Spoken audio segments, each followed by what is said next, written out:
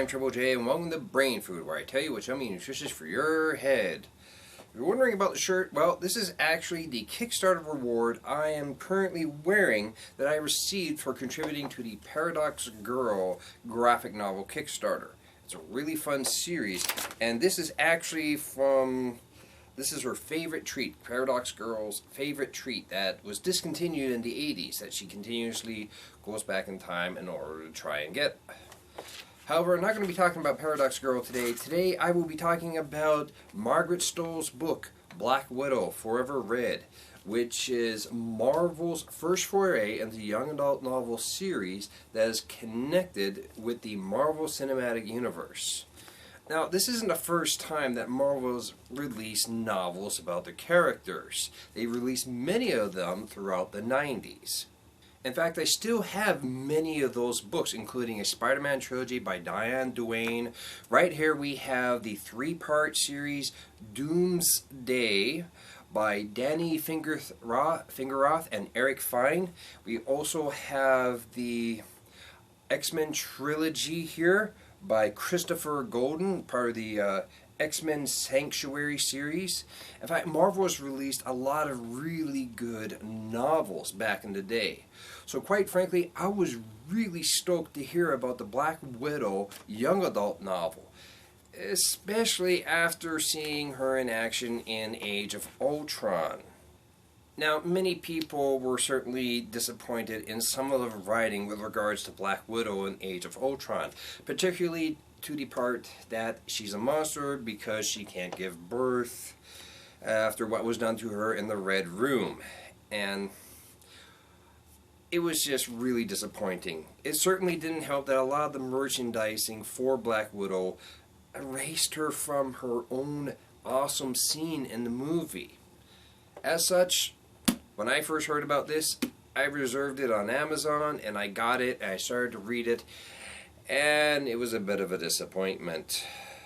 The basic story is as such. Natasha Romanoff once more faces off against the head of the Red Room experiment, Ivan Somodorov, and finds out that there's been a bit of an aftermath after she thinks she's killed him, which is another experiment, Eva Orlova.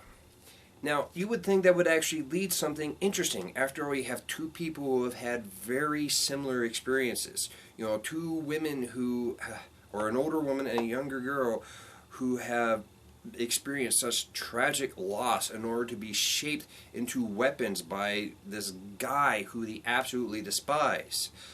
But nope, nothing like that. Instead, we get no new insight into Natasha Romanoff. Nothing intriguing or interesting. In fact, Natasha isn't even in the book past the first or second chapter for another 10 chapters.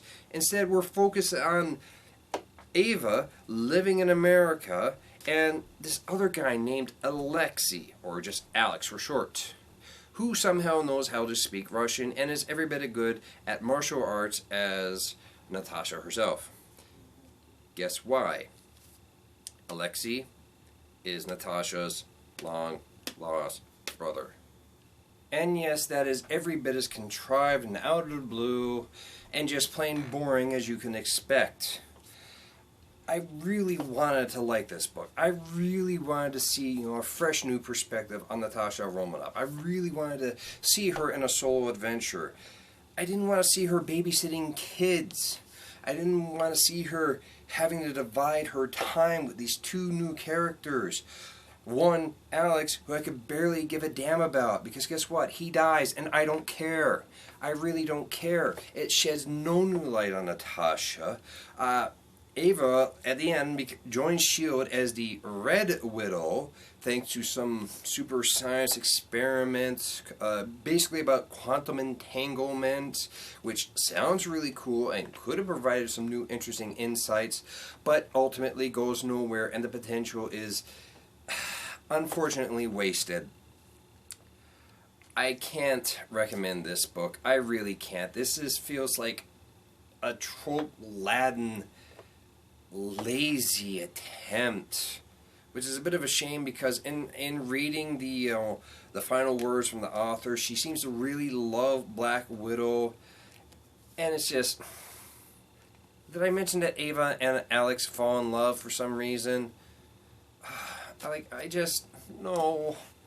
It's boring. I don't know how I even got through this thing. It's just so boring. If you really want some interesting stories about Black Widow, might I recommend not this book, and instead pick yourself up Phil Noto's and Nathan Edmondson's current series, The Black Widow. It's fantastic art, some really intriguing story, a couple of cool team-ups with other characters in the Marvel Universe, from Hawkeye to Daredevil, Winter Soldier, even X-23. This is a really good book. Get this. I'm sorry, but please don't get this. And if this is any indication of Marvel's later YA releases, as I heard that there's going to be ones about Captain America and Iron Man, I'm really not holding out much hope. I'm really sorry. I really wanted to like this book. I can't.